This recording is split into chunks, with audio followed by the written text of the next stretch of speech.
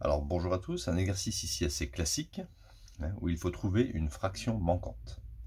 Cette partie, c'est la fraction 2 cinquièmes. Cette partie, c'est 1 quinzième. Il faut trouver ici hein, la fraction correspondant à cette partie. Alors, on va d'abord additionner, si vous voulez, ces deux fractions. 2 cinquièmes plus 1 quinzième. Alors, pour additionner des fractions, il faut ici qu'on ait le même dénominateur. Donc là, je ne vais pas toucher à 15, et là, je vais juste mettre 5 fois 3. Pourquoi x 3 ? Parce que 5 fois 3, ça fait 15. On obtient 2 fois 3, ça fait 6 sur 15, plus 1 sur 15, et ça fait 6 plus 1, 7 quinzièmes. D'accord ? Donc quand on additionne ces deux parties, ça fait 7 quinzièmes.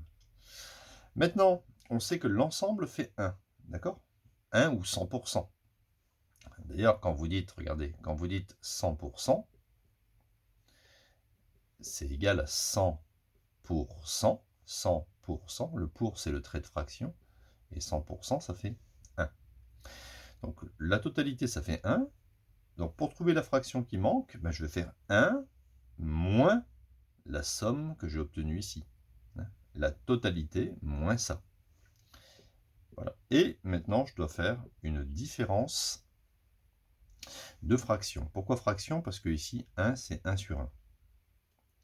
Alors je vais mettre au même dénominateur, je vais multiplier par 15, voilà, fois 15 fois 15, et j'obtiens 15 moins 7